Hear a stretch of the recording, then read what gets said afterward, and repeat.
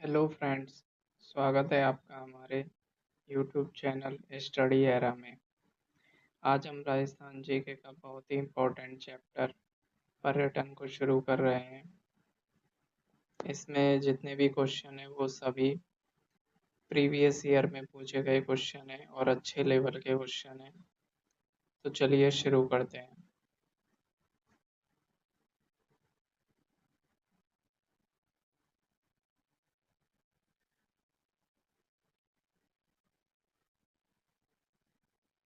पहला प्रश्न है, वर्ष 1995 में गठित पर्यटन निदेशालय को स्वतंत्र पर्यटन विभाग का दर्जा किस वर्ष दिया गया था?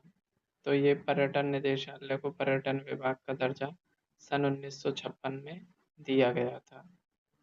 अगला क्वेश्चन है, राजस्थान पर्यटन विकास निगम आरटीडीसी की स्थापना किस वर्ष अध्यादेश द्वारा जारी हुई और इसने किस तिथि से अपना वास्तविक प्रशासनिक और वाणिज्यिक कार्य करना शुरू किया? तो इसकी स्थापना अधिनियम 1978 के तहत हुई थी और इसने कार्य करना शुरू किया था 1989 को। कब शुरू किया था? 1989 को इसने कार्य करना शुरू किया था। अगला क्वेश्चन है, शाही रेलगाड़ी पैलेस ऑन व्हील्स जो इसे भारतीय रेलवे और आरटीडीसी के द्वारा संयुक्त रूप से पहली बार किस तिथि को पटरी पर उतारा गया? तो पैलेस ऑन व्हील्स की जो शुरुआत थी वो 26 जनवरी 1982 में हुई थी और इसे भारतीय रेलवे और आरटीडीसी इन दोनों के द्वारा संयुक्त रूप से शुरू किया गया था 26 जनवरी 1982 को। अगला क्वेश्चन है, काफ़ी इम्पोर्टेंट क्वेश्चन है। मोहम्मद यूनुस समिति की सिफारिश पर राजस्थान पर्यटन को किस तिथि को आधिकारिक रूप से उद्योग का दर्जा दिया गया? तो राजस्थान पर्यटन को उद्योग का दर्जा 4 मार्च 1989 को दिया गया था। ये कई एग्जामों में बार बार पूछा जाता है कि 4 मार्च 1989 को मोहम्मद यूनुस समिति की सिफारिश पर राजस्थान पर्यटन को जन उद्योग का दर्जा दिया गया था। अगला क्वेश्चन है, राजस्थान में पर्यटकों को घर से दूर का माहौल प्रदान करने के उद्देश्य से पेइंग गेस्ट योजना की शुरुआत कब की गई? तो पेइंग गेस्ट योजना की शुरुआत की गई थी 1991, 27 सितंबर 1991 को। इसकी पूरी डेट याद रखना काफ़ी ज़रूरी है क्योंकि एग्ज़ाम में कई बार इसकी पूरी डेट पूछी जाती है। तो पेइंग गेस्ट योजना की शुरुआत की गई थी 27 सितंबर 1991 को। अगला क्वेश्चन है, विदेशी पर्यटकों की सुरक्षा और सहायता को सुनिश्चित करने के लिए पर्यटन पुलिस तैनात करने वाला राजस्थान देश का पहला राज्य कब बना? तो पर्यटन पुलिस को तैनात करने वाला राजस्थान का देश का पहला राज्य बना था सन 2000 में और पर्यटन पुलिस की स्थापना जयपुर, जोधपुर और उदयपुर में ये तैनाती हुई थी। अगला क्वेश्चन है, राजस्थान की पहली पर्यटन नीति किस वर्ष घोषित की गई जिसने राज्य में पर्यटन निवेश के नए अवसर खोले? तो राजस्थान में जो सबसे पहली पर्यटन नीति आई थी वो 2001 में शुरू की गई थी। तो इसका सही आंसर होगा 2001। अगला क्वेश्चन है, पर्यटन विकास के लिए बुनियादी ढांचा प्रदान करने और वित्तीय प्रबंधनों को संभालने वाली शीर्ष संस्था Rajasthan tourism infrastructure development corporation, जिसे इंग्लिश में RTIDC कहते हैं और हिंदी में इसे कहेंगे Rajasthan tourism infrastructure development corporation. इसकी स्थापना की गई, कब की गई? तो इसकी स्थापना की गई थी सन 2001 में। अगला क्वेश्चन है, शाही train royal Rajasthan on wheels को किस वर्ष शुरू किया गया था जो पैलेस ऑन व्हील्स के उन्नत संस्करण के रूप में जानी जाती है? तो इसकी शुरुआत हुई थी सन 2009 को। रॉयल राजस्थान ऑन व्हील्स की ये शुरुआत हुई थी जो पैलेस ऑन व्हील्स का एक उन्नत संस्करण है, यानी पैलेस ऑन व्हील्स की शुरुआत पहले की गई थी और बाद में इसका उन्नत संस्करण जो आया था वो 2009 में शुरू हुआ था।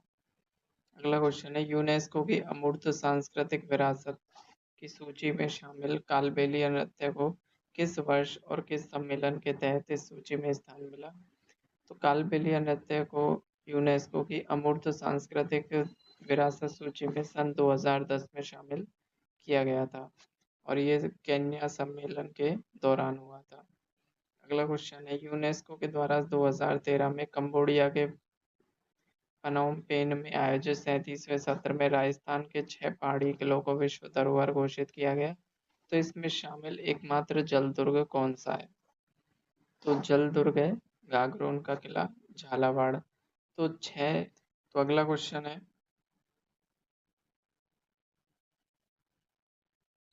यूनेस्को के क्रिएटिव सिटीज नेटवर्क में शामिल होने वाला राजस्थान का पहला शहर जयपुर है।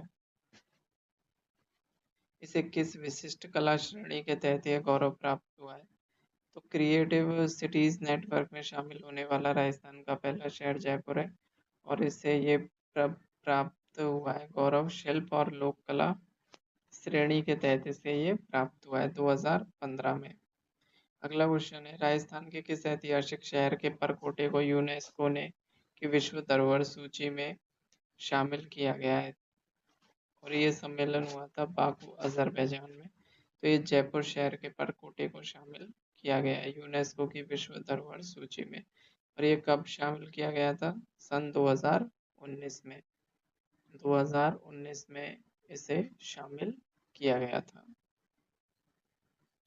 अगला क्वेश्चन है, राजस्थान पर्यटन का वह प्रसिद्ध स्लोगन कौन सा है जिसे ललित के पवार की अध्यक्षता वाली समिति की सिफारिश पर वर्ष 2019 में पुनः बहाल किया गया? तो ये स्लोगन है राजस्थान का वर्तमान में राजस्थान पधारो हमारे देश। ये राजस्थान का वर्तमान में स्लोगन है। अगला क्वेश्चन है, वर्तमान में प्रभावी राजस्थान पर्यटन नीति 2020 के अंतर्गत ग्रामीण पर्यटन इकाइयों के रूप में मान्यता प्राप्त करने के लिए न्यूनतम कितनी भूमि की पात्रता निर्धारित की गई है? तो इसके लिए जो पात्रता है वो नगरीय निकाय सीमा से बाहर न्यूनतम 2000 वर्ग मीटर की इसकी पात्रता रखी गई है। अगला क्वेश्चन है, पर्यावरण संरक्षण और टिकाऊ पर्यटनों को बढ़ावा देने के लिए राजस्थान इको टूरिज्म पॉलिसी 2021 का मुख्य नोडल विभाग कौन सा है जो पर्यटन विभाग के साथ मिलकर काम कर रहा है? तो राजस्थान इको टूरिज्म पॉलिसी का मुख्य नोडल विभाग है राजस्थान वन विभाग जो पर्यटन विभाग के साथ मिलकर काम कर रहा है। तो इसका आंसर हो जाएगा राजस्थान वन विभाग। अगला क्वेश्चन है, सरकार ने किस वित्तीय वर्ष के बजट में पर्यटन को पूर्ण उद्योग का दर्जा देकर औद्योगिक दरों पर विद्युत दरें लागू करने का ऐतिहासिक निर्णय लिया? तो ये बजट 2022-23 का है। अगला क्वेश्चन है, राजस्थान की फिल्म पर्यटन प्रोत्साहन नीति 2022 के तहत राज्य में फिल्मों की शूटिंग करने पर राजस्थान फिल्मों को अधिकतम कितनी सब्सिडी दी जाएगी? तो कुल लागत का 25% यहाँ उन्हें दिया जाएगा और अधिकतम 2 करोड़ रुपए तक फिल्म की शूटिंग करने पर उन्हें सब्सिडी दी जाएगी। अगला क्वेश्चन है, ग्रामीण क्षेत्रों में रोजगार और स्थानीय संस्कृति के संवर्धन के लिए राजस्थान ग्रामीण पर्यटन योजना किस तिथि को लागू की गई? तो राजस्थान ग्रामीण पर्यटन योजना लागू की गई थी 5 दिसंबर 2022 को।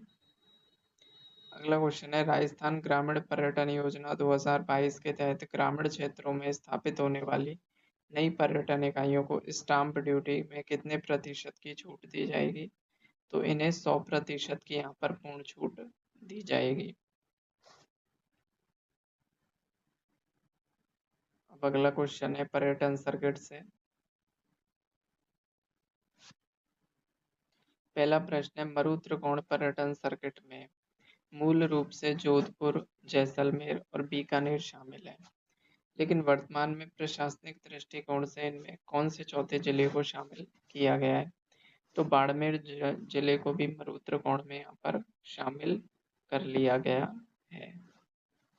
अगला क्वेश्चन है, शेखावाटी पर्यटन सर्किट के अंतर्गत आने वाले चूरू, झुंझुनू, सीकर जिलों की हवेलियों को उनकी भित्ति चित्रकला के कारण किस वैश्विक उपनाम से जाना जाता है? तो शेखावाटी पर्यटन सर्किट के अंतर्गत आने वाले चूरू, झुंझुनू और सीकर जिलों की हवेलियों को भित्ति चित्रकला के कारण हम ओपन एयर आर्ट गैलरी के नाम से भी इन्हें जानते हैं।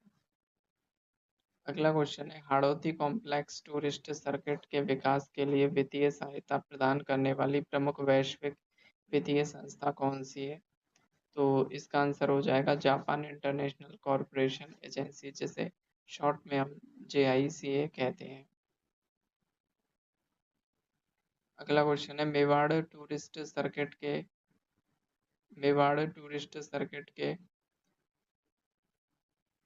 सुदृढ़ीकरण के लिए कुंभलगढ़, चित्तौड़गढ़, उदयपुर और नाथद्वारा के साथ साथ किस जैन तीर्थ स्थल को इसके मुख्य धार्मिक केंद्र के रूप में विकसित किया गया है? तो इसका आंसर होगा रणकपुर के जैन मंदिर पाली में।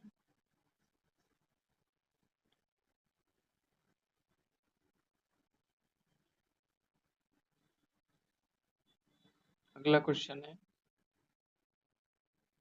वागड़ टूरिस्ट सर्किट के तहत पर्यटन विभाग द्वारा किन दो दक्षिणी जिलों के प्राकृतिक और जनजातीय सांस्कृतिक स्थलों का बुनियादी ढांचा सुधारा जा सकता है? तो इसका आंसर हो जाएगा डूंगरपुर और बांसवाड़ा।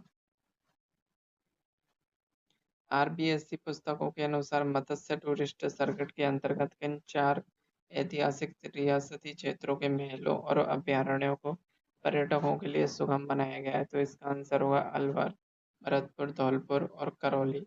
ये अलवर, भरतपुर, धौलपुर और करौली मत्स्य टूरिस्ट सर्किट के अंतर्गत आते हैं। अगला क्वेश्चन है, ब्रजभूमि धार्मिक सर्किट के अंतर्गत राजस्थान के किन 3 पूर्वी जिलों के प्राचीन धार्मिक स्थलों को आपस में जोड़ा गया है? तो भरतपुर, डीग और धौलपुर को इसमें आपस में जोड़ा गया है और ये ब्रजभूमि सर्किट के अंतर्गत आते हैं। पर्यटकों को आकर्षित करने वाला बुद्ध सर्किट राजस्थान के किन 2 पुरातात्विक स्थलों को आपस में जोड़कर विकास इनका किया जा रहा है? तो बैराट जयपुर और कोलवी की गुफाएं झालावाड़ में।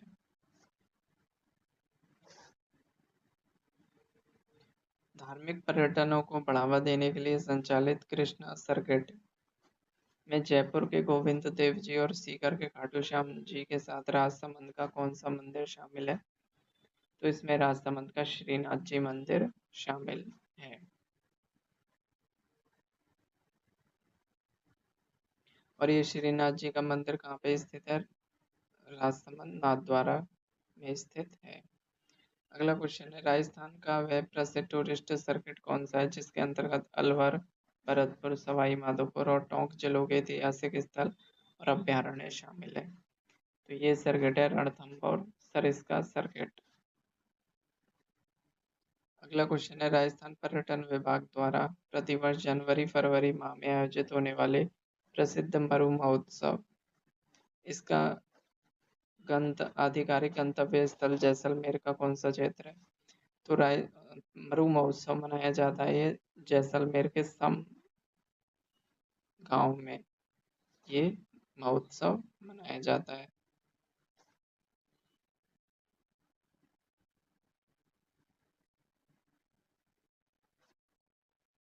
अगला प्रश्न है, पर्यटन विभाग द्वारा आयोजित होने वाला आभानेरी उत्सव का संबंध किस ऐतिहासिक बावड़ी से है जो अपनी अनूठी स्थापत्य कला के लिए जाना जाता है? तो आभानेरी उत्सव मनाया जाता है दौसा में और दौसा की प्रसिद्ध है चांद बावड़ी। इसी इसी कारण यहाँ पर आभानेरी उत्सव मनाया जाता है। अगला प्रश्न है, अंजस महोत्सव का आयोजन राजस्थान के पर्यटन कैलेंडर में किस विशिष्ट विधा को वैश्विक पर्यटकों के सामने प्रदर्शित करने के लिए शामिल किया गया है?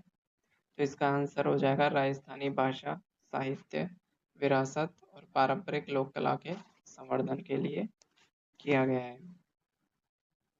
अगला प्रश्न है, राजस्थान का वह कौन सा एकमात्र जिला है जहां थार महोत्सव और बैलून महोत्सव दोनों का आयोजन पर्यटन विभाग द्वारा किया गया है?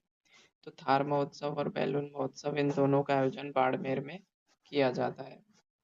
अगला प्रश्न है, राजस्थान में विंटेज कार रैली का आयोजन प्रतिवर्ष किस मुख्य उद्देश्य से किया जाता है और इसका मुख्य आयोजक केंद्र कौन सा है? तो विंटेज कार रैली का इसका आयोजन किया जाता है शाही और विरासत पर्यटनों के संवर्धन के लिए जयपुर में इसका आयोजन किया जाता है।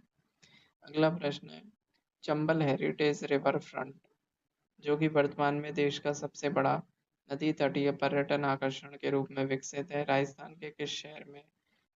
तो चंबल हेरिटेज रिवर फ्रंट, जैसा कि नाम से पता चल रहा है, ये कोटा शहर में स्थित होगा।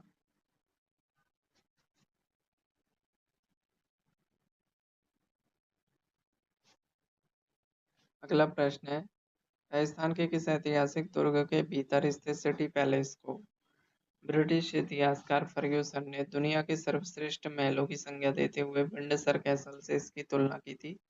तो उदयपुर के सिटी पैलेस की तुलना फर्ग्यूसन ने विंडसर महलों से की है। अगला क्वेश्चन है, आरपीएससी की पुस्तकों के अनुसार राजस्थान का वह कौन सा पहला महल है जिसे पूर्णतः हेरिटेज महल के रूप में संचालित किया गया है? तो इसका राइट आंसर होगा अजीत भवन, जो कि जोधपुर में स्थित है और ये छीतर पत्थरों से मिलकर के बना हुआ है, इसलिए इसे छीतर पैलेस के नाम से भी हम जानते हैं। अगला क्वेश्चन है, Rajiv Gandhi regional museum of जो कि पर्यावरण और वन्यजीव पर्यटनों का एक बड़ा केंद्र है, राजस्थान में कहाँ स्थापित किया गया है? Rajiv Gandhi regional museum of इसकी स्थापना की गई है राम सिंहपुरा, रणथंभौर, सवाई माधोपुर में की गई है। अगला प्रश्न है, राजस्थान में दौसा या दौसी की पहाड़ी इसे एक नए आध्यात्मिक और साहसिक पर्यटन स्थल के रूप में विकसित किया गया है। यह अरावली की पहाड़ी किस जिले में स्थित है? तो दौसा या दौसी की पहाड़ी आपके झुंझुनू जिले में स्थित है, जो कि हरियाणा की सीमा पर च्यवन ऋषि की तपोभूमि मानी जाती है। कुछ योजनाएं और उनसे संबंधित पॉलिसी फैक्ट्स यहाँ पर दिए गए हैं। तो पहला प्रश्न है यहाँ पर, केंद्र सरकार की प्रसाद योजना के तहत राजस्थान के किस एकमात्र धार्मिक सांस्कृतिक शहर का चयन इसके समग्र बुनियादी ढांचे को सुधारने के लिए किया गया है? तो प्रसाद योजना के तहत अजमेर शहर का चयन किया गया है धार्मिक सांस्कृतिक शहर के अंतर्गत। तो इसका राइट आंसर हो जाएगा अजमेर। अगला प्रश्न है, केंद्र सरकार की स्वदेश दर्शन योजना 2.0 इसके अंतर्गत राजस्थान के किन दो ऐतिहासिक सांस्कृतिक महत्व के शहरों को राष्ट्रीय स्तर पर विकास करने के लिए चयनित किया गया है? तो इसका आंसर होगा जोधपुर और बूंदी। अगला प्रश्न है, राजस्थान डोमेस्टिक ट्रेवल मार्ट का आयोजन पर्यटन विभाग द्वारा federation of hospitality and tourism in Rajasthan के सहयोग से घरेलू पर्यटन को बढ़ावा देने के लिए किस शहर में किया गया है? तो इसका राइट आंसर हो जाएगा जयपुर में। अगला प्रश्न है, ऐतिहासिक धरोहरों के संरक्षण के लिए गठित Rajasthan heritage conservation and general development authority इसका प्रशासनिक नियंत्रण किस विभाग के पास है? तो इसका प्रशासनिक नियंत्रण राजस्थान पर्यटन विभाग के पास में है। अगला प्रश्न है, पश्चिमी क्षेत्र सांस्कृतिक केंद्र जिसका मुख्यालय उदयपुर के बागौर की हवेली में है और जो सांस्कृतिक पर्यटनों का नियमन करता है, इनके पदेन अध्यक्ष कौन होते हैं? तो इसका आंसर होगा राजस्थान के राज्यपाल। अगला प्रश्न है, राजस्थान के किस जिले में देश का पहला टूरिज्म सब सेंटर या पर्यटन उपकेंद्र स्थापित किया गया है जो कि मरुस्थलीय पर्यटन की रीढ़ माना जाता है?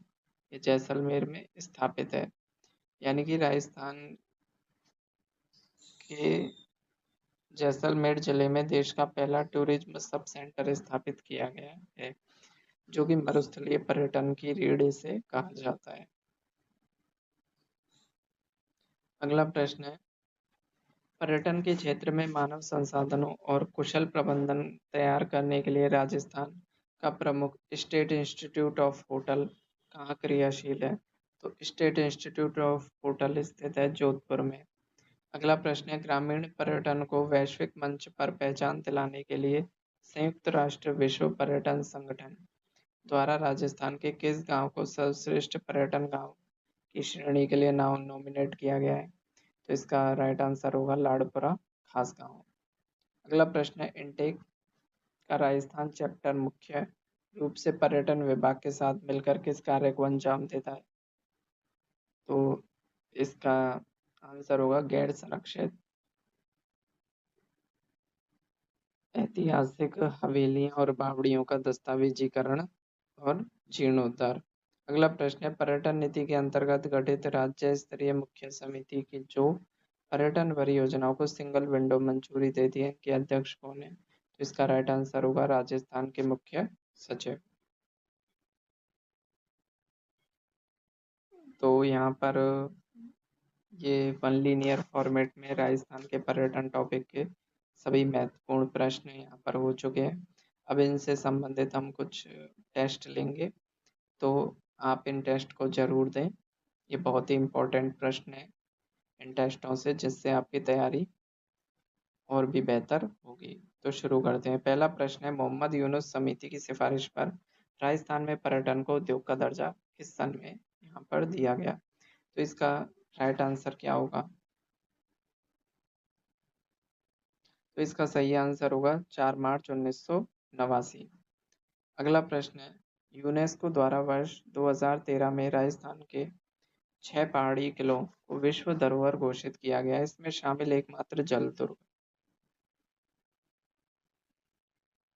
तो फ्रेंड्स, यहाँ पर जल दुर्ग पूछ रहा है, राजस्थान का एकमात्र जल दुर्ग। और जल दुर्ग जब पूछता है तो इसका राइट आंसर यहाँ पर गागरोन का किला हो जाएगा। अगला प्रश्न है, राजस्थान पर्यटन नीति 2020 के अनुसार ग्रामीण पर्यटन इकाइयों के रूप में मान्यता प्राप्त करने के लिए नगरीय निकाय सीमा से बाहर न्यूनतम कितनी भूमि होना अनिवार्य है?